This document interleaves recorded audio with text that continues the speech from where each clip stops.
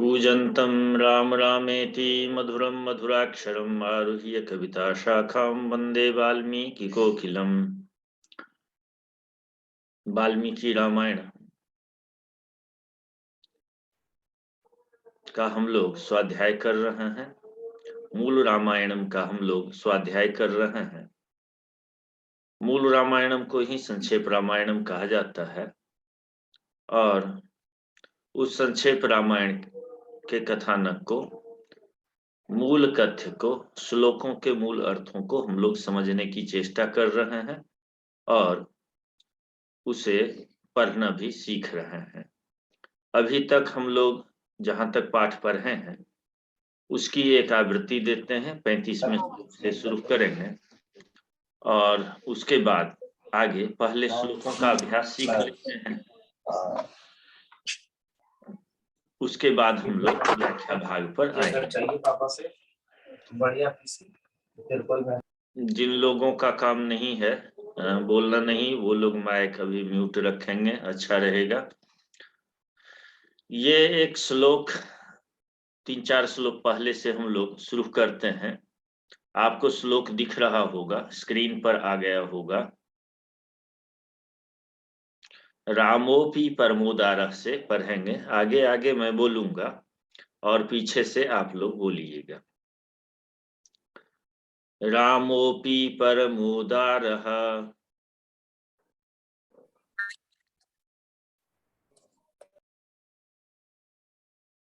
अंजलि, आवाज सुनाई पड़ रही?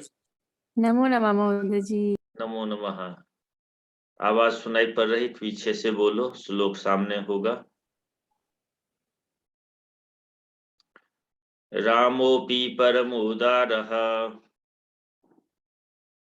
रामोऽपि परमोदरः। सुमुखः सुमहायशः। सुमुखः सुमहायशः। नो चैच्छद पितुरादेशात्। नो चैच्छद पितुरादेशात्। राज्यं रामो महाबलः। राज्यं राजो महाबलः। राज्यं रामो महाबलः। राज्यं रामो महाबलः।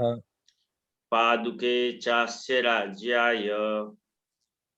पादुके चास्य राज्याय। न्यासं दत्त्वा पुनः पुनः। न्यासं दत्त्वा पुनः पुनः। निवर्तयामास ततो। निवर्तयामास ततो भरतं भरताग्रजः। भरतं भरताग्रजः। सकाममनवाप्यैव। सकाममनवाप्येव। रामपादाबुपस्पृशन्। रामपादाबुपस्पृशन्। नन्दीग्रामे करोदराज्यम्। नन्दीग्रामे करोद्राज्यम्। करोद्राज्यम्। हाँ, करोद्राज्यम भी पढ़ सकते हैं। यदि पढ़ सकें तो ऐसा पढ़िए, नंदीग्रामे करोद्राज्यम। नंदीग्रामे करोद्राज्यम्। रामागमन कांक्षया। रामागमन कांक्षया। यहाँ तक श्लोक 38वां और 39वें का 2 चरण तक हम लोग पढ़ चुके हैं और आज ये 39वें का 2 चरण आज पढ़ेंगे। इसको भी पढ़ना सीखते हैं। गते तु भरते तस्मिन्।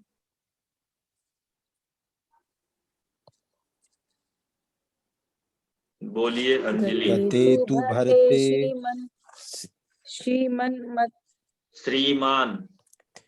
गते तु भरते श्रीमान। श्रीमान। गते तु भरते श्रीमान। सत्यसंधो जितेन्द्रियः। सत्यसन्धो जितेन्द्रियः जितेन्द्रियः रामस्तु पुनरालक्ष्य रामस्तु पुनरालक्ष्य नागरस्य जनस्य च नागरस्य जनस्य च तत्रागमनमेकाग्रो तत्रागमनमेकाग्रो एकाग्रो दंडकान प्रविवेशः दण्डकान् प्रवेशः प्रविवेशः दंडकान प्रविवेशः। प्रणाम महोदय। नमस्ते। दण्डकान् प्रविवेशः विवेशः। तो गते तु भरते श्रीमान से लेकर के दंडकान प्रविवेशः तक एक प्रसंग है और इतने प्रसंग को समझने के लिए हम लोग चल रहे हैं।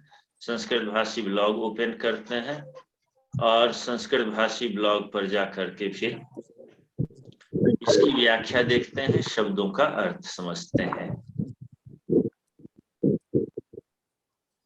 ये श्लोक सामने आ गया संस्कृत भाषी का,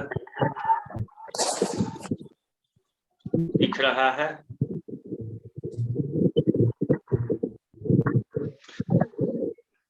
कैलाश जी। हाँ। गते तु भरते श्रीमान सत्यसंधो जितेन्द्रियः। ठीक है, अब इसके अन्वय को एक बार पढ़ते हैं, फिर श्लोक पढ़ेंगे, तब व्याख्या पर जाएंगे। आगे आगे मैं बोलूंगा, पीछे से आप लोग बोलिएगा, अन्वय को बोलना है। भरते तु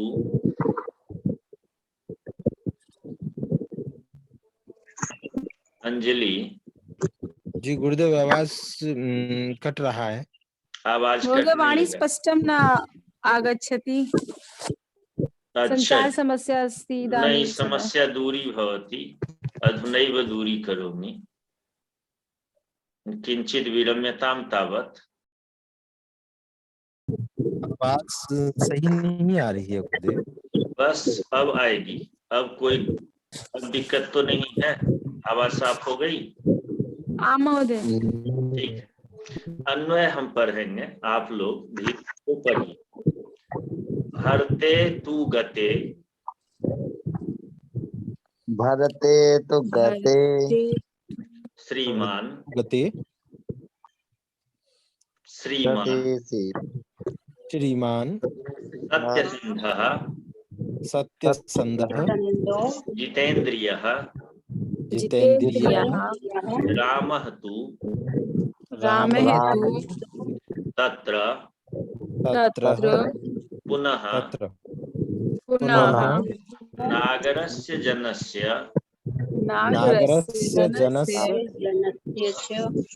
आगमनम्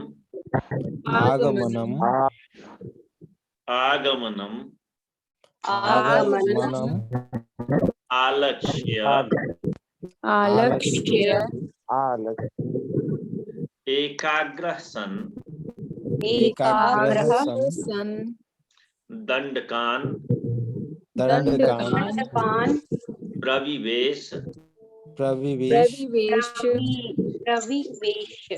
हाँ, विष धातु है, प्र उपसर्ग लगा है, लिट लकार में विवेश रूप बनता है। विवेश विविशतु विविशु, तो ये विवेश है, प्र उपसर्ग है। प्रविवेश च वाक्य के अंत में लगता है संस्कृत में, और जहां पर आवश्यकता होती है हिंदी में हम वहां और लिखते हैं। तो जब वाक्यों को जोड़ना होता है तो और वहां लिखते हैं, लेकिन संस्कृत में च सबसे अंत में लिखा जाता है जी। अब पहला जो ये है श्लोक का जो द्वितीय तृतीय चरण है उस पर आते हैं और आकर के देखते हैं वाक्य कैसा बनता है। ये है गते तु भरते, भरते तु गते। यहाँ वाक्य पूरा हो जाता है, सती लगा दिया, भरते का अर्थ होता है क्या? कौन विभक्ति है यहाँ भरते में? कौन बताएंगे? आज तो मैंने सप्तमी सप्तमी है, भरत शब्द की सप्तमी। और भरत में यहाँ होता है, लेकिन यहाँ भरत के ये अर्थ होगा।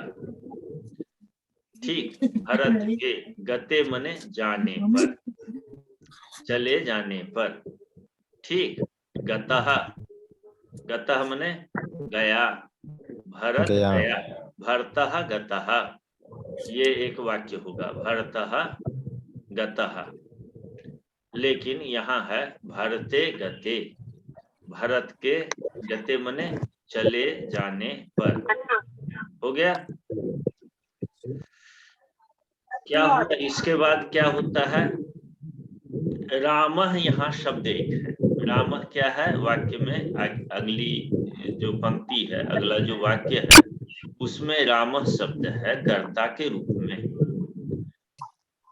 और प्रविवेश ये क्रिया है, प्रवेश किया, प्रवेश करने को क्या कहते हैं यहाँ पर? प्रवेश किया को प्रविवेश। तो कौन प्रवेश करते हैं? तो रामः प्रविवेश, राम प्रवेश किए। कहाँ पर प्रवेश किए?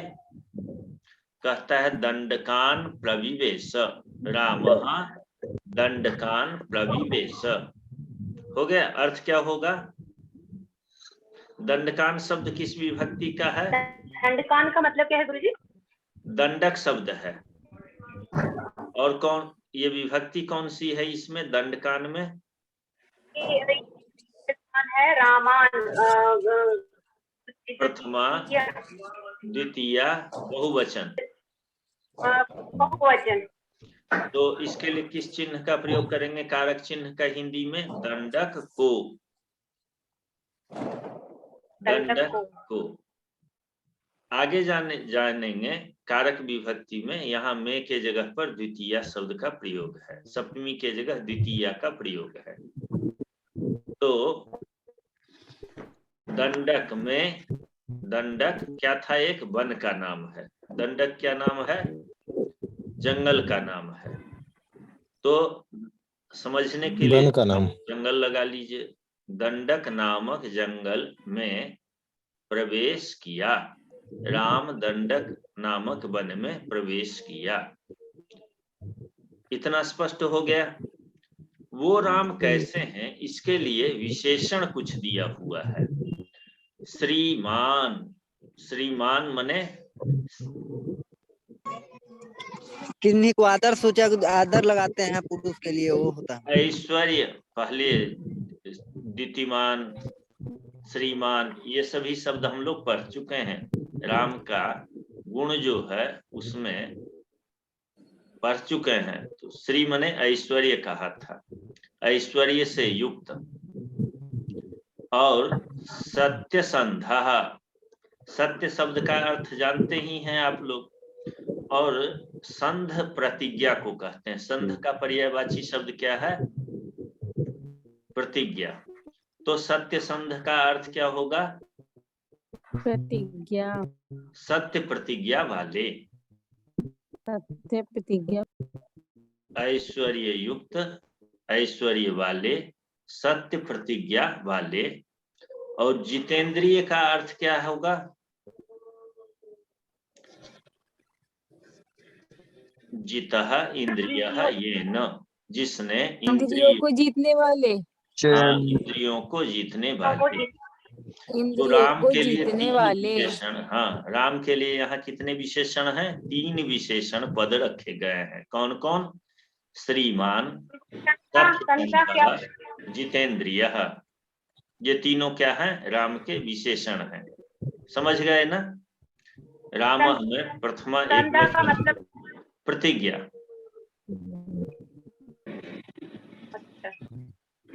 ठीक, तो 3 विशेषण हो गए। कौन कौन विशेषण है राम के लिए यहाँ पर? अंजलि बोलो। श्रीमान, सत्य संधा। हाँ, श्रीमान, जितेंद्रिय और सत्य संधा। सत्यसन्धाः।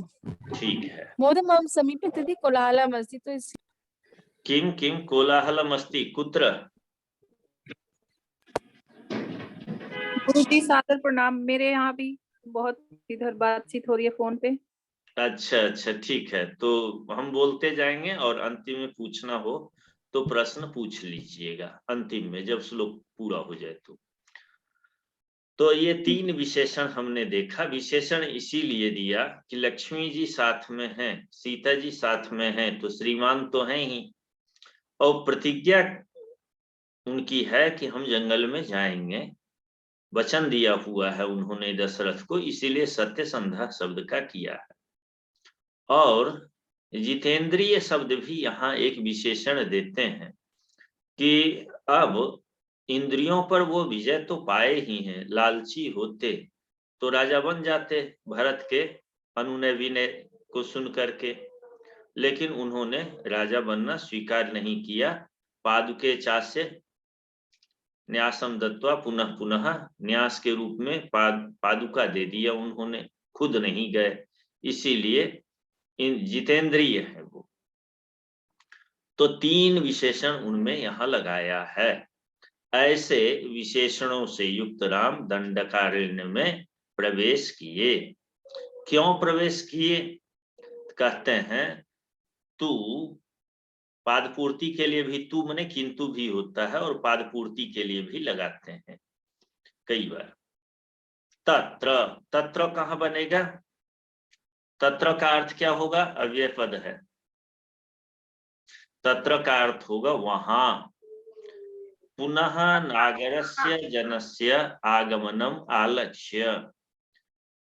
एक बार तो भरत अपने मंत्रियों और सारे कुल पुरोहितों के साथ आ चुके हैं। कहां पर?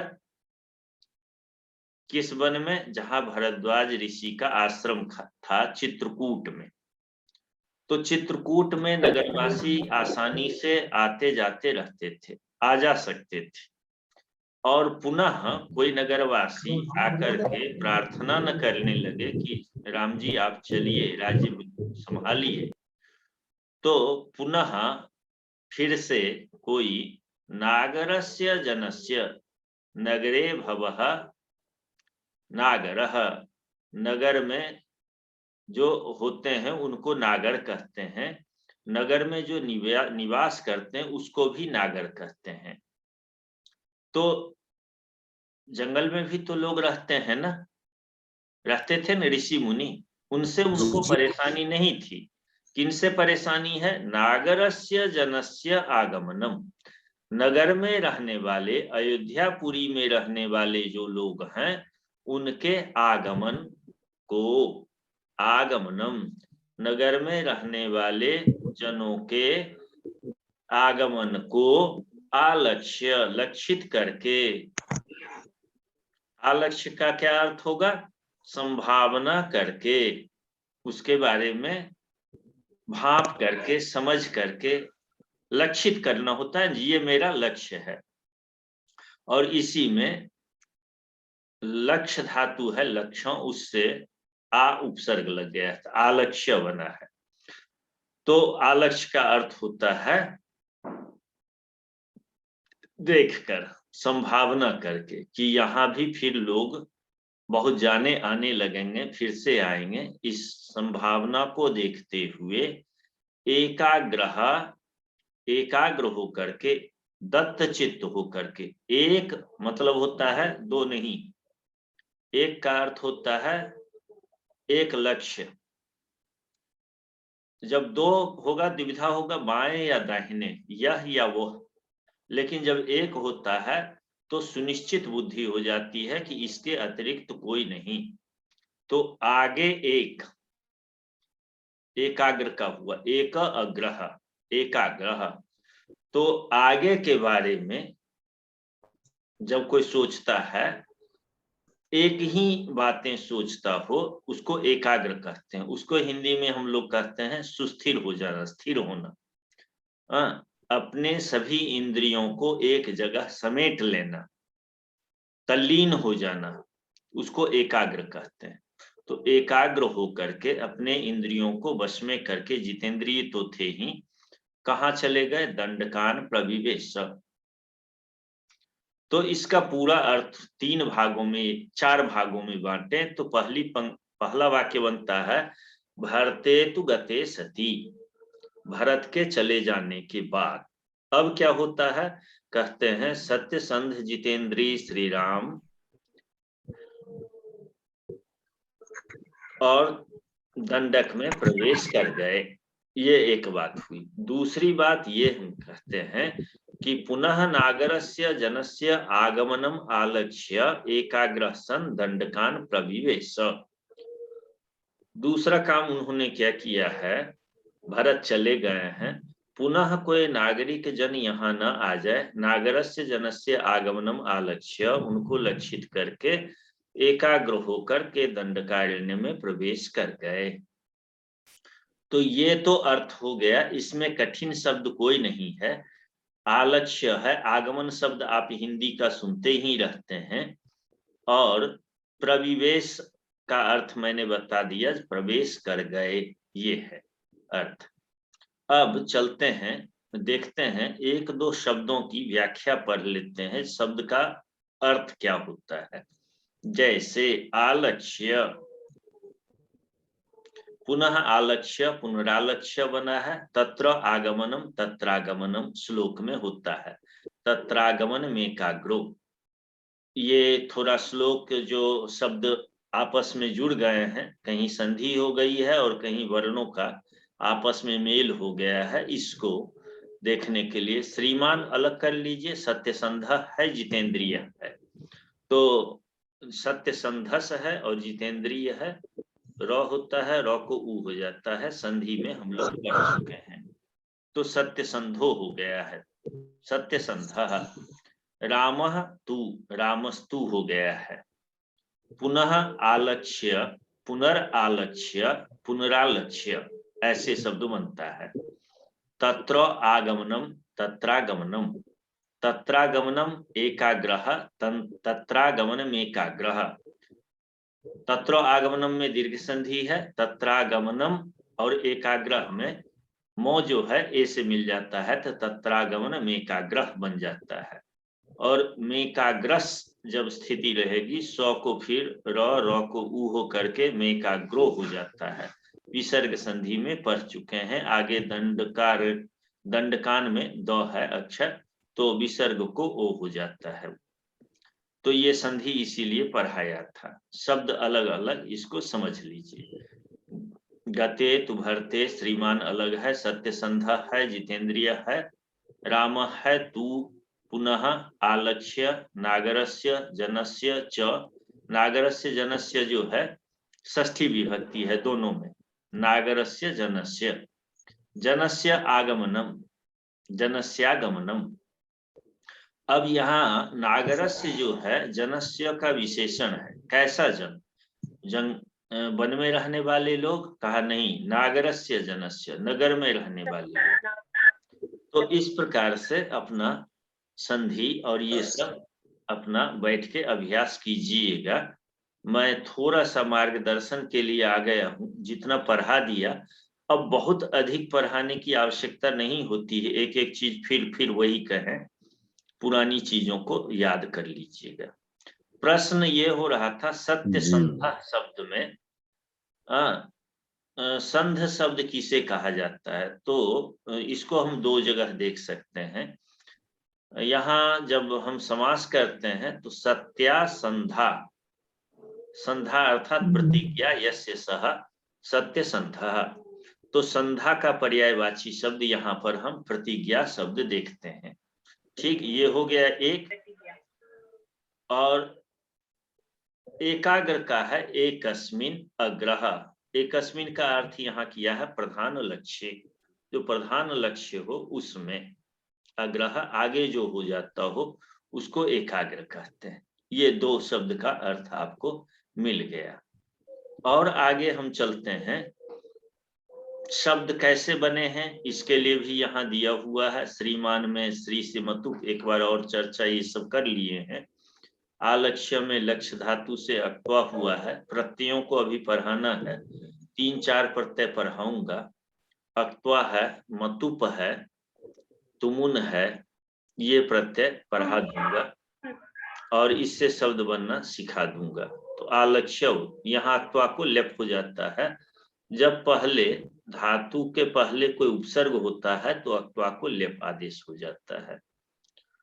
लेप में य शेष रहता है, तो आ लक्ष्य और य, ये हो गया आलक्ष्य। नगरे भवः नागराः, नागरस्य जो कह रहा था, नगर में जो होते हैं, नगर में कौन होते हैं? मनुष्य भी होते हैं और भी तो बहुत लोग होते हैं ना, पशु पक्षी सब होते हैं। हाँ, उसको नागर कहते हैं। बिल्डिंग भी होता है नगर में, तो उसको भी नागर कहेंगे। नागर शैली सुनते होंगे आप लोग। तो नगरों में जो बिल्डिंग बनते हैं उसको नागर कहते हैं और उसी से नागरिक भी शब्द बनता है। मनुष्य के लिए हम लोग नागरिक शब्द का प्रयोग करते हैं। हालांकि शहर में रहने वाले कुत्ता को भी नागरिक शब्द से समझा जा सकता है, वो भी माने नगर में ही रहता है, वो भी नागरिक ही है शब्दार्थ यदि देखा जाए तो। लेकिन नगर में रहने वाले क्या चिंटू? मैं नहीं बोला महोदय। अच्छा ठीक है, तो ये नागर शब्द का अर्थ हो गया। यहाँ कोश में जब हम जाते हैं, अमर कोशकार कहते हैं संधा का पर्यायवाची संधा प्रतिज्ञा प्रथमः सह मर्यादा, समर्यादा। तो मर्यादा अर्थ में भी है। सत्य संध का अर्थ जिसकी मर्यादा सत्य हो, वो भी कह सकते हैं, लेकिन यहाँ पर हमने प्रतिज्ञा अर्थ किया है। ठीक, तो ये श्लोक पूरा हो गया। अब आगे चलते हैं। इसमें एक दो चीजें और विचार कर सकते हैं। यदि हमें विभक्तियों का ठीक से ज्ञान हो जाए, एक बार आवृत्ति करा देता हूं विभक्तियों का, तो ये हो ही गया था। प्रथमा विभक्ति श्रीमान सत्यसंध जितेंद्रिय रामः में, नागरस्य जनस्य में षष्ठी है, आगमनम यहाँ द्वितीय विभक्ति है, और एकाग्रह में भी प्रथमा विभक्ति है, दंडकान में द्वितीय विभक्ति है। ठीक, और इसमें क्रिया के रूप में प्रविवेश और लक्ष्य में अक्त्वा प्रत्यय हो गया है लक्ष्य धातु से। तो दो विष धातु और लक्ष्य धातु, ये दो धातुओं का प्रयोग किया गया है इसमें। वैसे देखिएगा तो बहुत सारे धातु निकल जाएंगे जब शब्द बनते हैं, तो उसमें भी धातुओं का प्रयोग होता है, लेकिन मूलतः दो जहां प्रत्ययों का प्रयोग होके बना है वो ये शब्द है। अब आगे चलें, आगे के श्लोक में। महोदय एक प्रश्न है। हाँ पूछो। महोदय दंडक वन तो एक ही है तथा अत्र दंडकान किमर्थम् अस्ति? अरे ये तो पहले भी आपको पूछना चाहिए था ये प्रश्न। हाँ, इसके पहले था ना एक श्लोक जो आया था जिसमें था कि ते बनेन वनम गत्वा, मया न पठितं स्यात्। न इतः पूर्वं पाठः आसीत्, ते वनेन वनम गत्वा नदीस्तीर्त्वा बहुदकाः। एतत् श्लोकं विस्मृतं न पठितं, तस्मिन् समये भवती नासीत्, तु तदेव वदामि। एक क्षणं तत् श्लोकम् अत्र आनयामि। ते वनेन वनं गत्वा नदीस्तीर्त्वा बहुदकाः।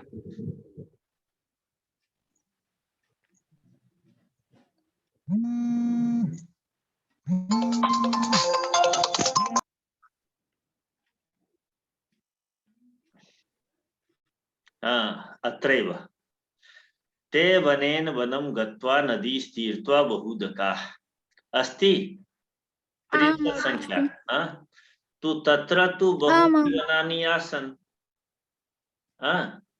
एकस्मात् वनात् निसृत्य अपरस्मिन् वने सः गतवान्।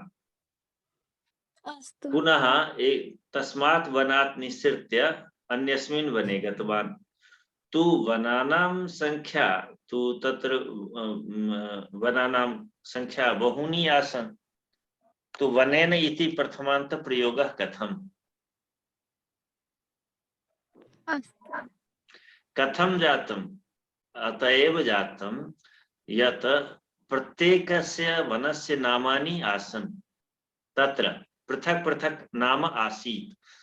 तु अतएव तत्र वनेन वनम् इति पदं लिखितम्। अधिकं न पाठयामि, यतोहि अधिकं यदि वदामि चेत् बहु भविष्यति, यत् एतत् किं किं वदन्ति, बहु अधिकं वदन्ति, अस्तु वायिताः भविष्यन्ति, अतः बहु न वदामि, बहु व्याख्यां न श्रावयामि।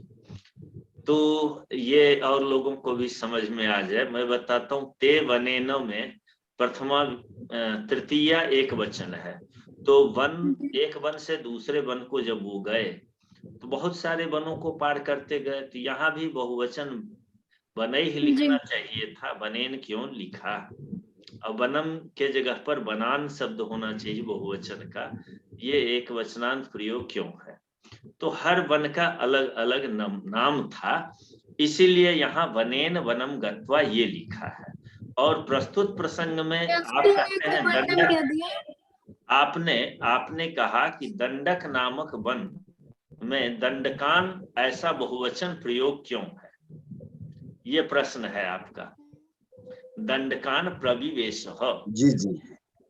तो ये भी आशंका है कि अरण्य दंडक नाम से वहां पर कई हो सकता है, या महत अरण्य है, इसके अर्थ में दंडकान शब्द का बहुवचन का प्रयोग किया गया हो। जी महोदय। महत अरण्यम अरण्यानि। तो वैसे ही ये दंडक बहुत विशाल और घना वन था, इसीलिए यहाँ बहुवचन का विशालता प्रदर्शित करने के लिए यहाँ पर बहुवचन का प्रयोग कर दिए हों। और दंडक नाम ही था, ये स्पष्ट है। इस नाम से हो सकते हैं कि वहां पर छोटे छोटे और भी वन हो, लास्ट में दंडक नाम आ रहा हो उसमें, ये भी हो सकता है। जैसे गंगा नदी है तो बाण गंगा, कौन गंगा, ये सभी गंगा, राम गंगा, तो गंगा ही उसको कहते हैं सबको। जी जी। लेकिन है तो कई वो, तो वो भी स्थिति हो सकती है, इसीलिए बहुवचन प्रयोग है। दो हो सकते हैं, एक कि महत अरण्य है इसीलिए बहुवचन का प्रयोग किए, दूसरा वो अलग अलग क्षेत्र हो उसमें अलग अलग नाम से, और अंतिम में वो दंडक उससे जुड़ता हो, इसके लिए दंडकान शब्द का प्रयोग किया। हो गया? और कुछ प्रश्न? जी महोदय।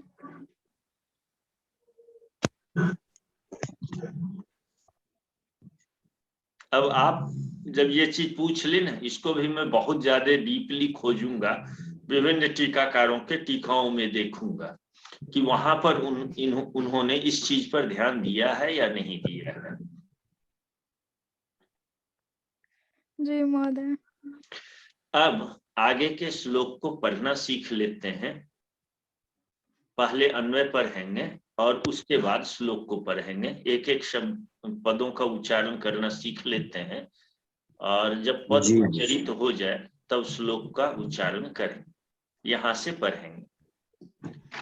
राजीव लोचना, राजीव लोचना, रामः तु, रामः तु, महारण्यम, महारण्यम,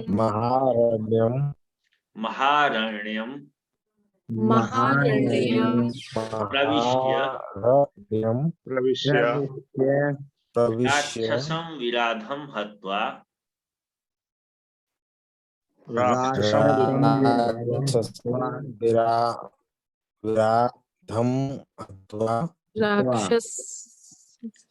शरभंगम शरभंगम तथा तथा सुतीक्ष्णम श्रुतिक्षणम अगस्त्यम निस्तयम् अगस्त्य भ्रातरम अगस्त्य भ्रातरम् अगस्त्य भ्रातरम अगस्त्य भ्रातरम् अगस्त्य अलग पढ़िए और भ्रातरम। आज मैंने भ्रातृ शब्द का रूप पढ़ाया था ना, जी। तो वही भ्रातरम। भ्रातरम च अगस्त अपि ददर्श ह।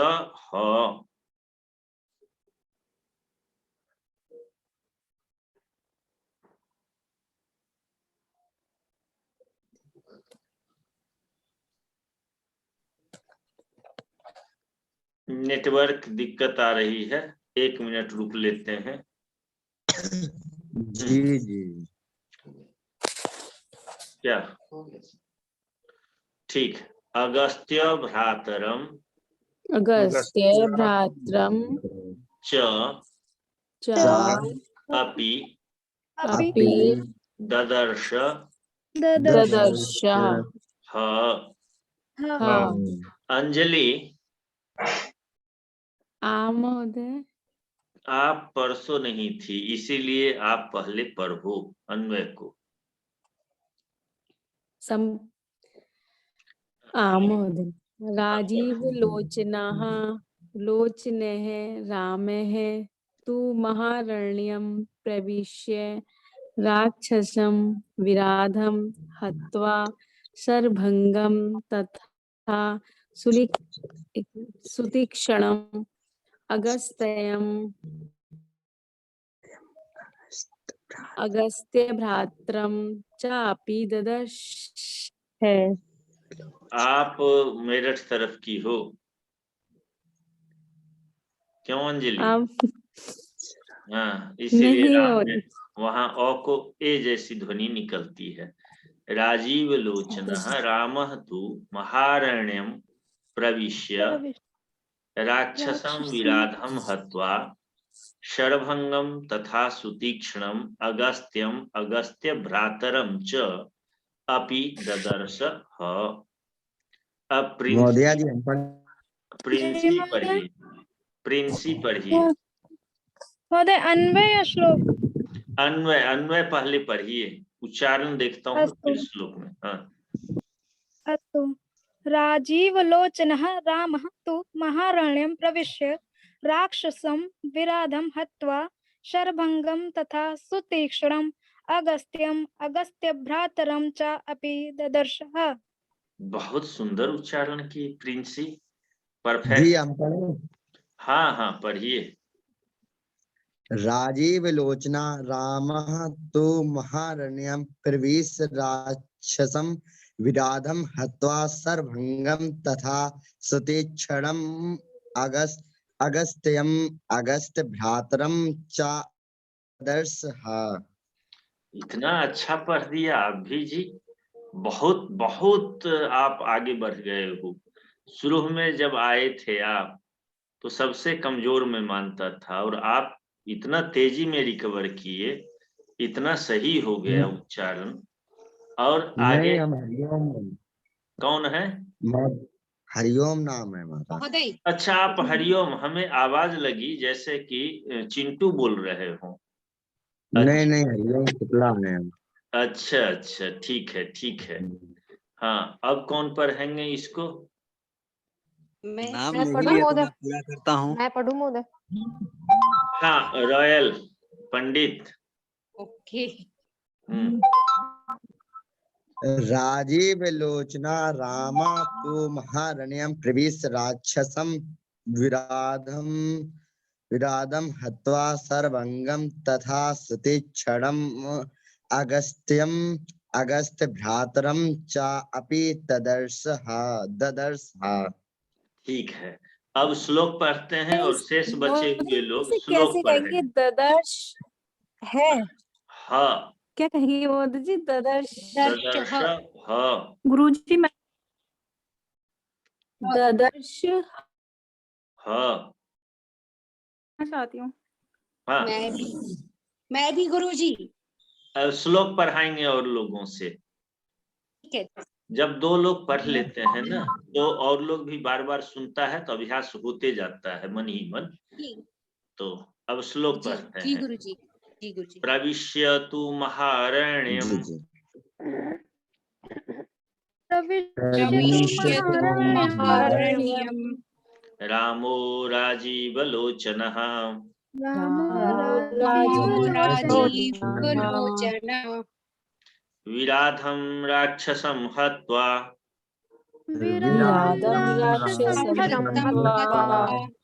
शरभंगं ददर्शः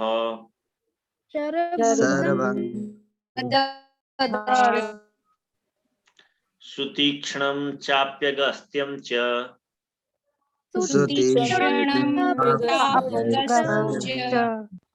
अगस्त्य भ्रातरं तथा।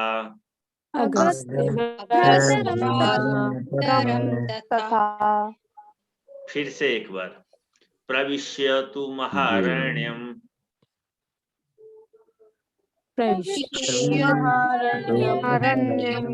रामो राजीवलोचनः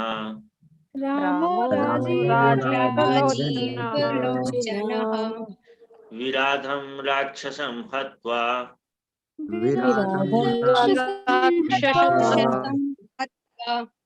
शरभंगं ददर्शः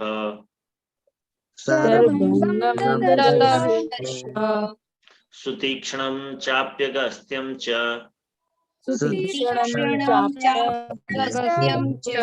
अगस्त्य भ्रातरं तथा।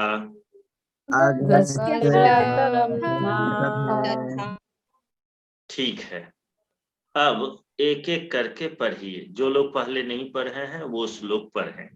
प्रिंसी पढ़ चुकी है। मैं पढ़ूं? हाँ पढ़िए। मैं पढ़ूं महोदय? पढ़िए।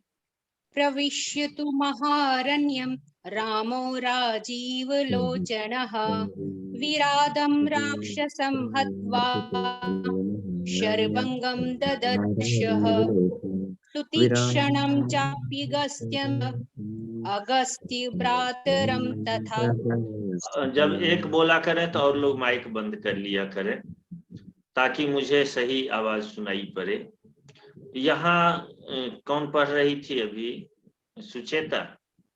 सीमा पढ़ रही थी। सीमा, लास्ट पंक्ति आपने जो ये श्लोक पढ़ा है थोड़ी अशुद्धियां थी, इसको फिर से सुनिए। सुतीक्ष्णम चाप्यगस्त्यं च। ये गस्त्यम च मात्रा है। अगस्त्य भ्रातरम तथा। हाँ, तीक्ष्णम।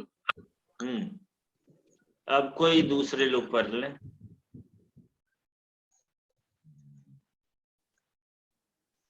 हम ही को बोलना पड़ेगा। चलिए बोलते हैं महोदय। हाँ।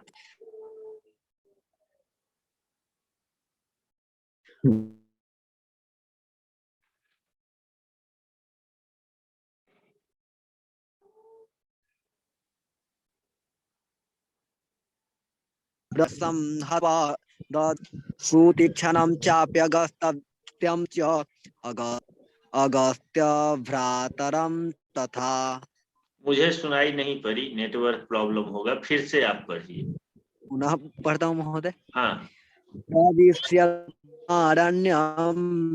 रामो राजीवलोचनः विराधं राक्षसं हत्वा सर्वभंगं ददर्शः सुतीक्ष्णं चाप्यगस्त्यं च अगस्त्य भ्रातरं तथा। विराधम में वो में छोटी ई की मात्रा है, आप बड़ी ई की मात्रा पढ़ रहे हैं। ठीक, फिर से पढ़िए। विराधम राक्षसम हत्वा विराधम राक्षसं हत्वा सर्वभंगं ददर्शः। ठीक है। सुतीक्ष्णं चाप्यगस्त्यं। फिर में बड़ी की मात्रा बोल दिए। सुतीक्ष्णम। क्षम्यतां महोदय। सुतीक्ष्णं चाप्यगस्त्यं च अगस्त्य भ्रात्रं तथा भ्रातरम बोल दिए, भ्रातरम तथा। भ्रातरं तथा। हाँ, बार बार कहा कि जो ऑडियो दिया है ग्रुप में, व्हाट्सएप ग्रुप पर ऑडियो दिया था ना। जी महोदय, महोदय उसमें ना, उसमें हम कुछ बोलना था, जैसे उसमें आप पहले जैसे बोले ना, आप कंटिन्यू बोलते गए, उसमें थोड़ा सा जो है ना, जो लोग उच्चारण सही करते हैं ना, उनसे आप बोलवाइएगा। जैसे पहले आप बोलिएगा, उसके बाद उनसे बोलवाइएगा, ताकि मैं प्रैक्टिस कर सकूं। उसमें क्या होता है ना कि हम तो देख करके भी बोलते हैं, तो हम पीछे हो जाते हैं या फिर आगे हो जाते हैं। जैसे पहले आपका रहेगा, उसके बाद जो है ना और लोगों का रहेगा, तो उसमें हम दूसरे नंबर पे प्रैक्टिस हम कर सकते हैं। अच्छा, और धीरे धीरे कर ले। 10 मिनट का है तो 20 मिनट में पूरा करें उसको। हाँ जी महोदय, ताकि जो है ना हम पढ़ सकते हैं महोदय। ठीक है, तो अब इसमें प्रिंसी का उच्चारण बहुत अच्छा है। किसी एक को लेंगे और उसके साथ 1 घंटे का सर्कस कर लेते हैं, वो बना लेते हैं वीडियो। आगे मैं बोलूंगा, पीछे से उसका भी शुद्ध उच्चारण होगा। ऐसे हाँ, तो ऐसे पहले आप बोलिएगा और दूसरा में जैसे वो बोलेंगे ना, तो हम दूसरा में हम मिला करके बोल देंगे, तो ऐसे भी उच्चारण मेरा होगा सही। वो भी अच्छा। प्रिंसी जी महोदय। आप फिर से पढ़िए इस श्लोक को तो। अस्तु। प्रविश्यतु महारण्यं रामो राजीवलोचनः विराधं राक्षसं हत्वा शरभङ्गं ददर्शः सुतीक्ष्णं चाप्यगस्त्यं च अगस्त्यभ्रातरं तथा। हाँ, बहुत अच्छा उच्चारण है। इसी प्रिंसी को लेके ठीक। हाँ, पढ़िए। फिर्वीसयदो महारण्यं रामो राजीवलोचना विराधं राक्षसं हत्वा शरभङ्गं ददर्शः सतीक्ष्णं चाप्यगस्त्यं च अगस्त्य भ्रातरं तथा। रॉयल पंडित, आपका थोड़ा उच्चारण उतना अच्छा नहीं है, फिर से बोलिए। प्रविश्य।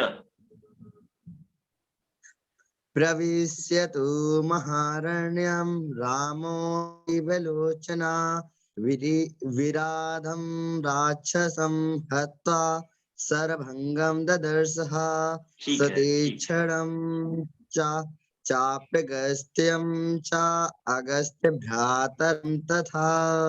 अच्छा है, देखिए ना, बार बार जब बोलेंगे ना तो आ जाएगा। और जी मैं पढ़ूं महोदय? हाँ, पढ़ लीजिए। प्रविश्यतु महारण्यं रामो राजीवलोचनः विराधं राक्षसं हत्वा शरभङ्गं ददर्शः सुतीक्ष्णं च अप्यगस्त्यं च अगस्त्यभ्रातरं तथा। मनीषा, सुतीक्ष्णम चाप्यगस्त्यम, वहां तो च अपि अगस्त्यम अलग अलग पढ़ लिए थे। च अपि से चाप्य हो जाएगा, च अपि से चापी होगा। सुतीक्ष्णं चाप्य गस्त्यं च अगस्त्य भ्रातरं तथा। ठीक है, वैसे बहुत सुंदर बोली आप भी। यहाँ यही शब्द दूसरे जगह गुरुजी मैं सुचेता बोली थी। मुझे मनीषा का माइक खुला दिखा तो वही समझ में आ गया। मैं ज्यादा यहाँ नहीं खोलता हूँ, स्क्रिप्ट ढक जाता है। गुरुजी मेरा नाम आपने लिया इसलिए मैंने माइक ओपन किया, मुझे लगा कि शायद कुछ कह रहे हैं मुझे। नहीं, तो अब इसमें ये देखना है कि क्या है। अब राम जी पीछे वाले श्लोक में क्या हुआ था, कहाँ तक हो गया था कि बहुत सारे पुनः नगरवासी आ न जाए, इसके लिए दंडकान प्रविवेश, तो वहां तक निश्चित हो गया था, दंडक वन में प्रवेश कर गए। यहाँ तक हो गया था, राम जी दंडक वन में चले गए।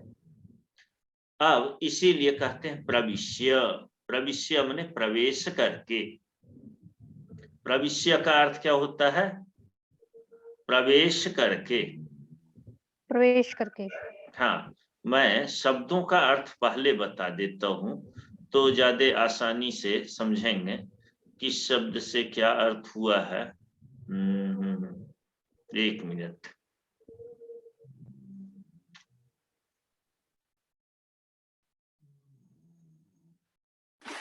तो गुरुजी, हम्म, ये प्रविश्य का अर्थ प्रवेश करना आपने बताया, तो जैसे रामचरितमानस भी एक है ना, प्रवेशी नगर की ये सब कहा जाए, तो वहां भी प्रवेशी का अर्थ प्रवेश करना ही है, तो वो संस्कृत प्रत्यय है। अलग अलग है, प्रविशी में अलग प्रत्यय है, यहाँ अलग है, लेकिन करीब करीब वही विष धातु ही है, तो वही अर्थ ध्वनित होगा।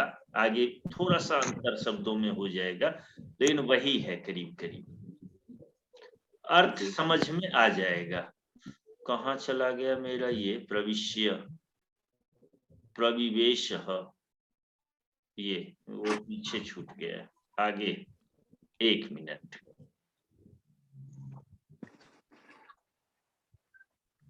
यहाँ शब्दों को देखते हैं कैसे। विष धातु है और इससे प्र उपसर्ग लग करके अक्त्वा हुआ, अक्त्वा को लेप हो गया। अभी बताया था ना कि जब उपसर्ग पहले हो तो अक्त्वा को लेप हो जाता है, लेप में य होता है, तो विष्य ये बना और प्र उपसर्ग लग गया, प्रविश्य। करके अर्थ होता है। आज व्याकरण की कक्षा में त्वा प्रत्यय का अर्थ बताया था करके। तो विष से ही निवेश शब्द होता है, प्रवेश शब्द होता है, ये सभी शब्द, और प्रविशी भी इसी से बनेगा, विष धातु से। तो विष धातु है, विष धातु का अर्थ होता है अभिनिवेश अर्थ में होता है, कहीं घुसने अर्थ में, या जाने के आसपास का है, पहुंचने के आसपास अर्थ को करता है विष धातु। ठीक, तो ये विष धातु है, और इसको प्रवेश करके, करके लगा देते हैं, वेश करके और प्रवेश करके, प्रोपसर्ग हो जाता है, उसका अर्थ होता है पहुंच करके। वहां पर हुआ ना,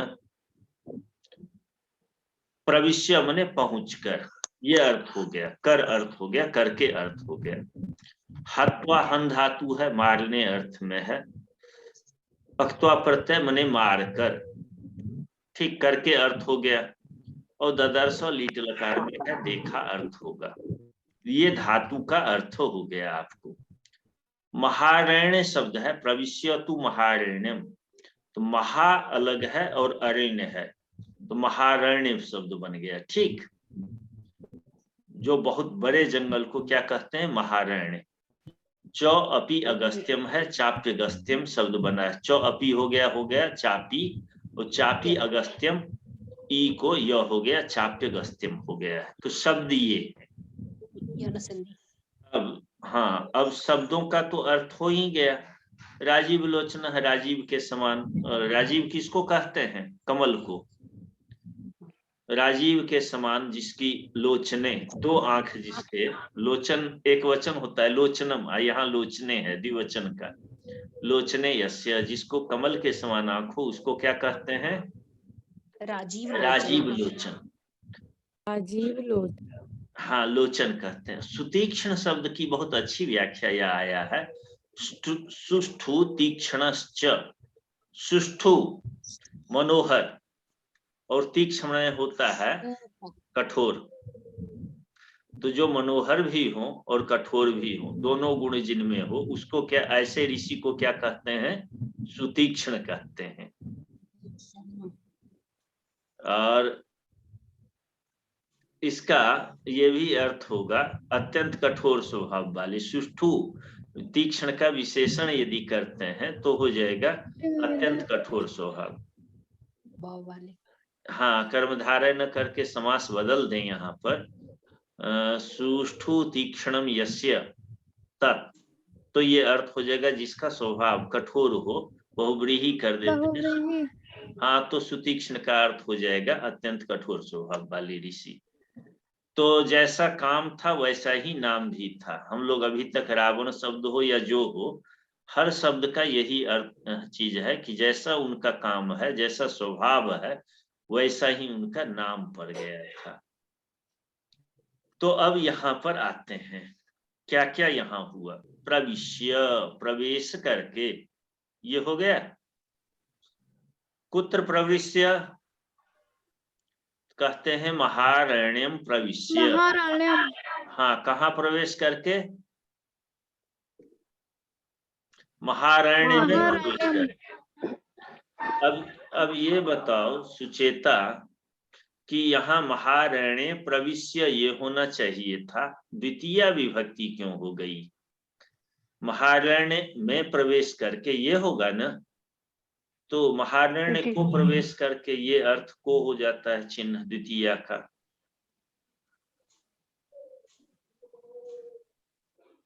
ऐसा क्यों? यहाँ द्वितीय विभक्ति क्यों कर दिए? प्रिंसी बता देगी।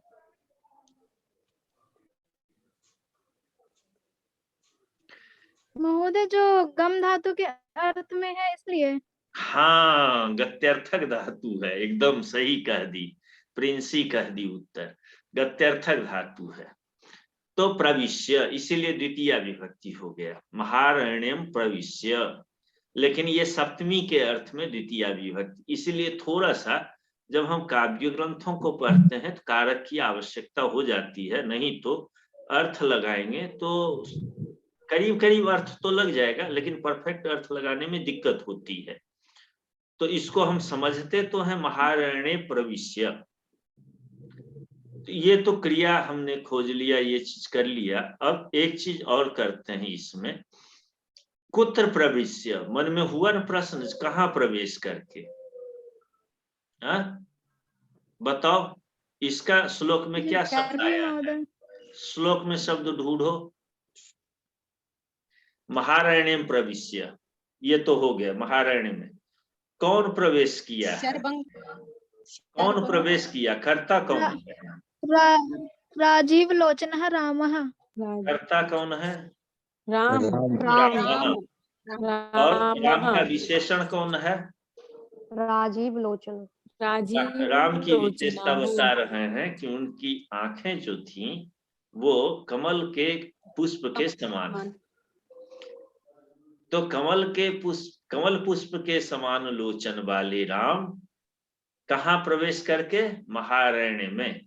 महारण्य शब्द किसके लिए आ रहा है यहाँ? प्रविवेश, वो शब्द आया है ना। हाँ, उसी को यहाँ क्या कह रहे हैं? महारण्य कह रहे हैं। अब ये देखो, वहां बहुवचन का प्रयोग था और यहाँ पर एक वचन का, हाँ एक वचन का प्रयोग है कि नहीं प्रिंसी? जी महोदय। वहां बहुवचन था दंडकान प्रविवेश, और यहाँ प्रविश्य महारण्यम है। महोदय, संभवतः यहाँ समष्टि होने के कारण महारण्य कह दिया है। हाँ, एक वचन में ही। ठीक। अब प्रविश्य तु महारण्यम, यहाँ अर्थ हो गया रामः राजीव लोचनः रामः महारण्यम प्रविश्य। अर्थ लग गया या और कुछ व्याख्या करने की जरूरत है? हमें समझ में स्पष्ट अर्थ हो गया। तो प्रवेश करके क्या किए? कहते हैं विराधम राक्षसम हत्वा, विराधम नामकम राक्षसम हत्वा। पहले कार्य के क्या किए हैं यहाँ पर? विराधम राक्षसम हत्वा। क्या अर्थ हुआ? विराध नाम के राक्षस को, विराध नाम के राक्षस की हत्या की करके, अक्वा प्रत्यय है न, करके, विराध नामक राक्षस की हत्या करके, उसको मार करके। फिर क्या किए हैं? सरभंगम, सरभंग नामक ऋषि थे, और यह द्वितीय एक वचन में है। सरभंगम ददर्श, ददर्श दृश्य धातु है, देखने अर्थ में लीट लकार में प्रयोग हुआ है। ददर्श, देखा। ठीक, अर्थ क्या होगा? सरभंग नामक ऋषि को देखा। जय बेटा, पानी दे दो। चलिए, अब आगे कौन अर्थ कराएंगे?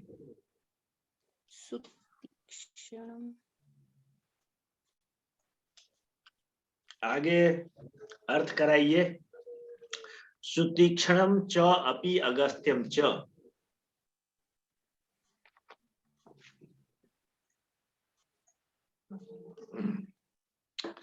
क्या हुआ? सुतीक्ष्ण मुनि,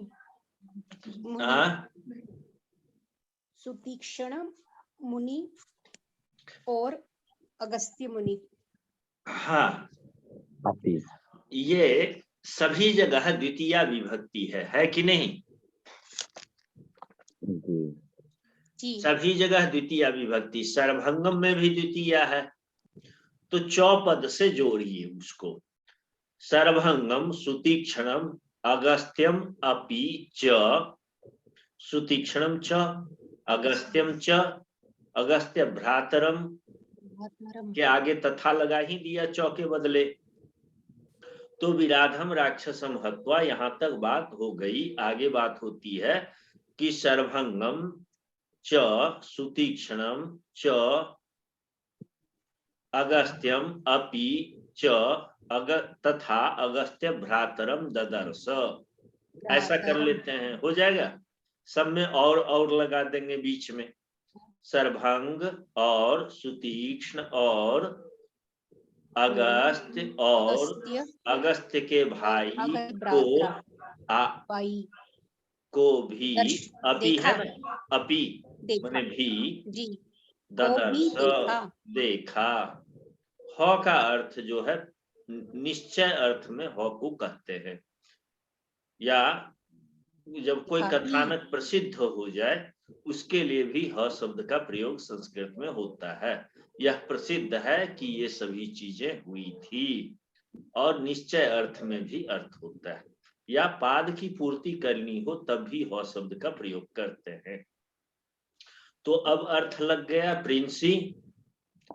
सर्वभंगम ददर्श, सुतीक्ष्णम ददर्श, अगस्त्यम ददर्श, अगस्त्य भ्रातरम ददर्श। हो गया न? या एक वाक्य में कहेंगे सर्वभंगम सुतीक्ष्णम च अगस्त्यम च अपि अगस्त्य भ्रातरम तथा अगस्त्य भ्रातरम च ददर्श। ऐसा भी कर लेंगे तो हो जाएगा ना।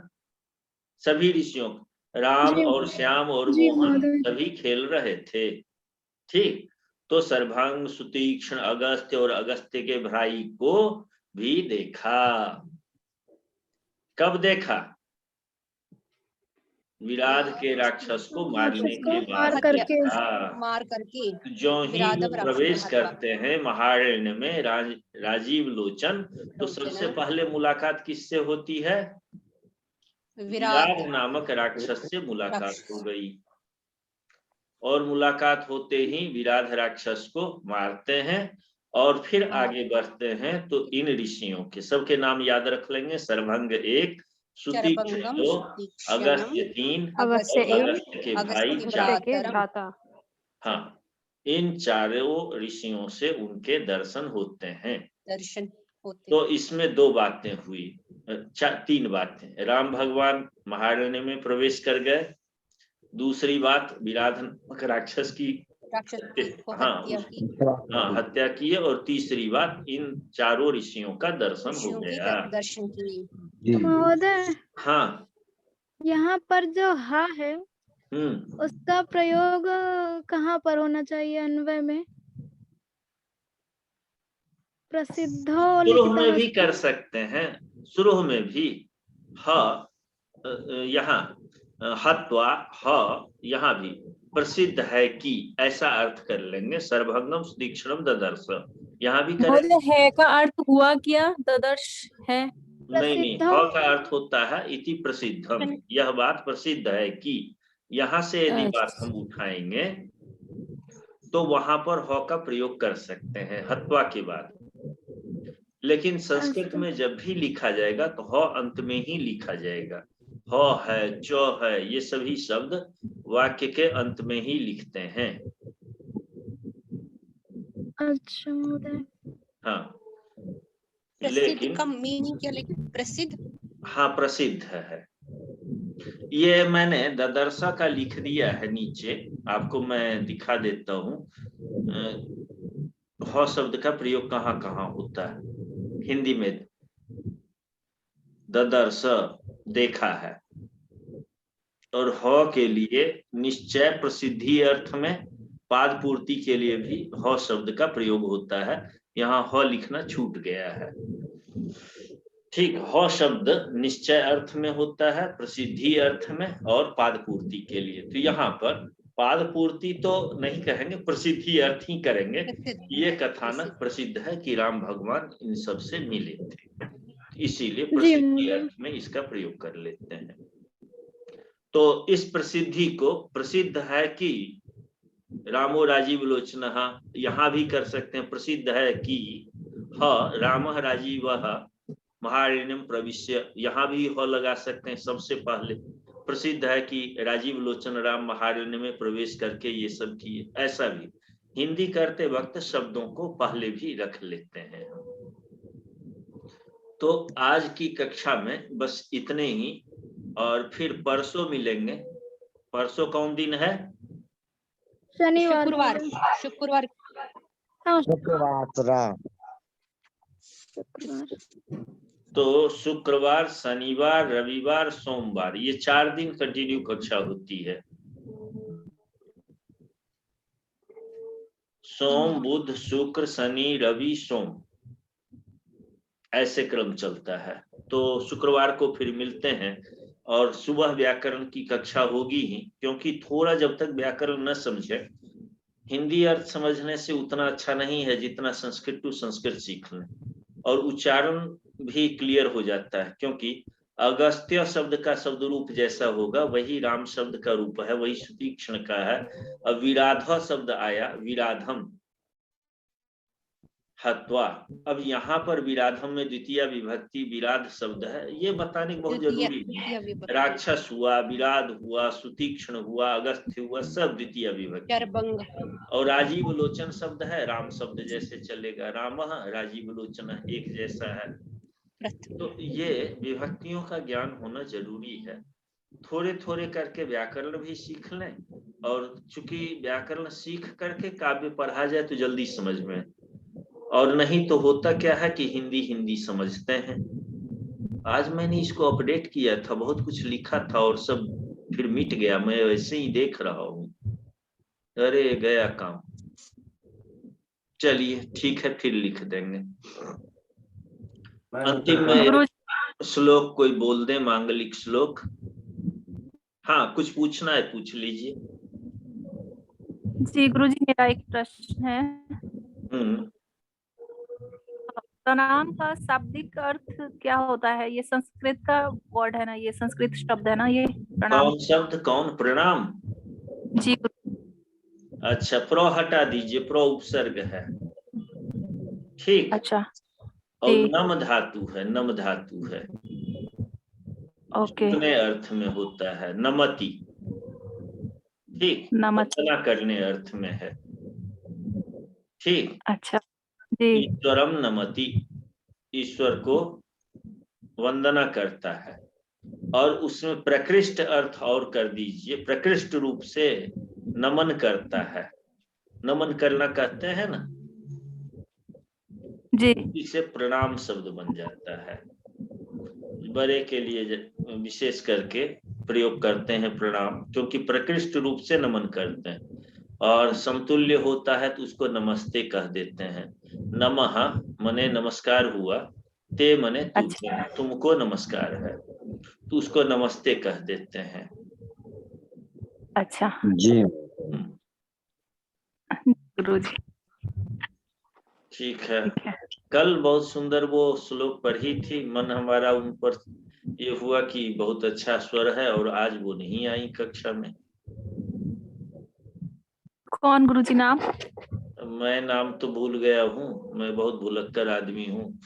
कौन थी भूल गया, अब लिखना डायरी मेंटेन छूट गया। कल कौन अंतिम में की थी? जय राम रमा रमनम जो गाई थी। जी महोदय। प्रिंसी कौन थी? मैं महोदय नाम नहीं ध्यान दिया हमने भी। चलो कोई बात नहीं। गुरुजी कल क्लास क्यों हुई थी? कल क्लास शेड्यूल के हिसाब से नहीं था ना? बुधवार परसों।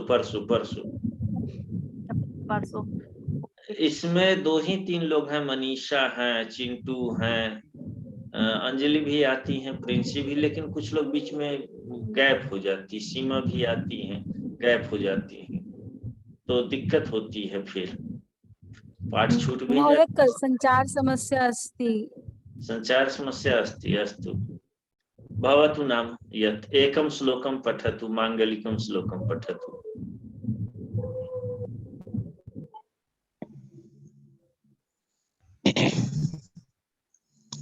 जी हम पढ़ पठतु, भवानेव पठतु। गजाननं भूतगणादिसेवितं कपित्तजम्बूफलचारुभक्षणम् उमासुतं शोकविनाशकारकं नमामि विघ्नेश्वरपादपङ्कजम्। बहुत अच्छा पढ़ा, 2 जगह गलतियां हैं। रॉयल रोज दिन आया कीजिए, उच्चारण शुद्ध हो जाएगा। जी जी। कौन श्लोक था? गजाननं भूतगणादिसेवितं कपित्थजम्बूफलचारुभक्षणम् उमासुतं शोकविनाशकारकं नमामि विघ्नेश्वरपादपङ्कजम्। यही श्लोक थे ना? जी जी। हाँ, ये भी शुद्ध हो जाएगा। ठीक, शुभ रात्रि सभी लोगों को, पुनर्मिलामः। शुभरात्रि, नमो नमः, महोदय कर्माणि श्री राम महोदय। सर्वेषां पुनर्मिलामः। पुनर्मिलामः।